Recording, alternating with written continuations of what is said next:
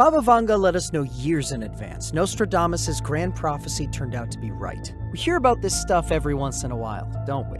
2 famous oracles. What do? They predict things about the future, and at times, they are relevant. The internet is full of this stuff.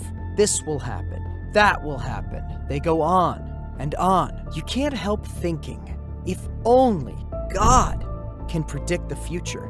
How can these people put out news like this? The answer is really simple.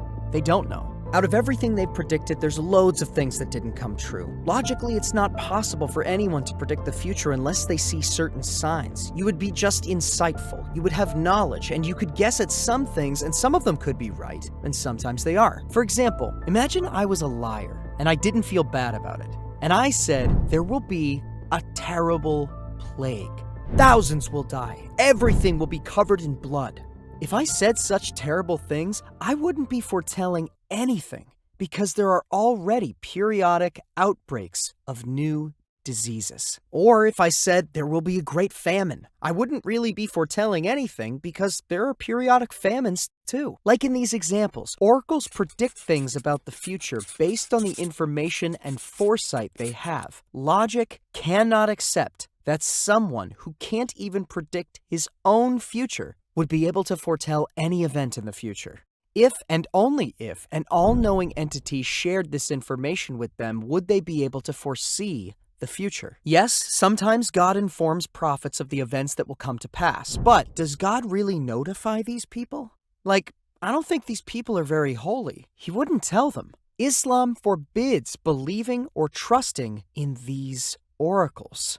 Can these people really foresee the future? Or are things not really as they seem? Let's take a look together. One of the alleged great oracle Baba Vanga's prophecies was that World War III would break out in 2010. No, that didn't happen, but the prophecy doesn't end there. She also said this war would last 4 years. Another prophecy was that half the world would get cancer in 2014. This also didn't happen. Another was that they would cure cancer in 2021. Here's another one. In 2021, a dragon will take over the world. Let's move on. Here's a strange memory. A few scholars had some questions about this oracle. This oracle had another prophecy. In 2011, global radioactive waves would increase and push animals and plants into extinction, and Muslims would use chemical weapons. After dealing with this prophecy issue, the scholars concluded, Inshallah, in 2011, we'll all see that these were lies. 2011 comes around and the prophecy doesn't come true. When the corona outbreak happened, she became relevant again. Did she really know about corona? Here are her words. We will all wear the crown. So how did they get that from this? From the translation. Let me just point out, this is a Bulgarian woman. So logically, she speaks Bulgarian. In Bulgarian, corona means crown. If you only translate half the sentence, it sounds like corona will be upon us all. Interestingly, there are some prophecies that she didn't make but are still attributed to her. For example, in 2018, she said that Trump would be murdered. Or rather, she is said to have said that. When this didn't stick, it turned into Trump will die in 2020. Another inflated prophecy, she knew about the Twin Towers attacks on September 11th, 2001. The news is always the same, and it makes you say, really? She knew the dates? But if you look at what she really said, she doesn't specify a date. She doesn't even say they'll attack the Twin Towers. Like her other prophecies, it's very open to interpretation, and when events happen, her words are pulled into the context of that specific event. So what did she actually say? She says, horror, horror, my American brethren will fall after being attacked by the steel birds. The wolves will howl in the bush. You could interpret the steel birds as planes, but if it weren't for the Twin Tower attacks, you could interpret this as being any military operation. Or you could just take the bird as an actual bird and interpret the whole thing around birds. As for the rest of the prophecy, there's no connection with the wolves in the bush. You can't really get any other meaning from that. We don't even have to mention Nostradamus, because he has about 1,000 recorded prophecies. For example, he said the end of the world would come in 1999.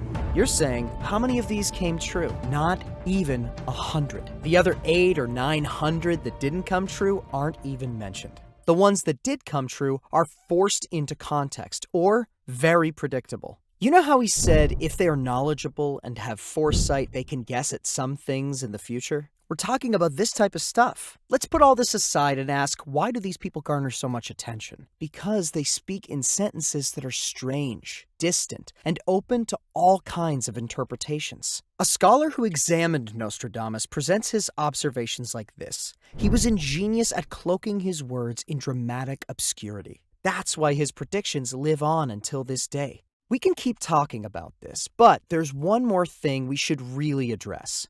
People like him become relevant occasionally with their predictions and prophecies. Even if they're not true, they're talked about a lot. But there's one individual amongst humans who predicted the future as if he were actually there.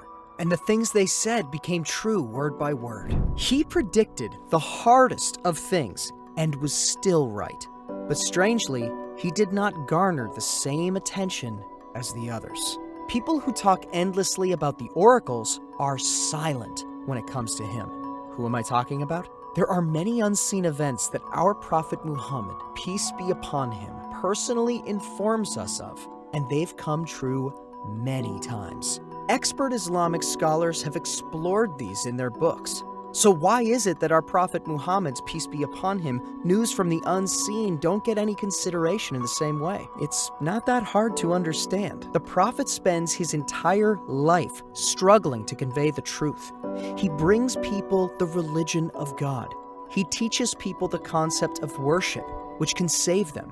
He tries to save their souls. Unfortunately, this is how people show their loyalty. Did Muhammad, peace be upon him, really predict the future? There are Muslims who don't know this, and I was once one of them. Strangely, there are some that continue to deny the news, even when they witness it. They are blind when it comes to the truth. I think, as humans, we have some serious issues to get over. So here's the topic of our next video. Some news from the future given by our Prophet Muhammad, peace be upon him. We'll look at them in detail. See you again in our next video. Hello brothers and sisters, and thank you for watching the video. If you want to take a look at more of our videos like this, you can check the playlists we created specifically for you on the right, or you can check out our latest videos on the left. Don't forget to like this video and subscribe to our channel so that we can reach and benefit more people. See you.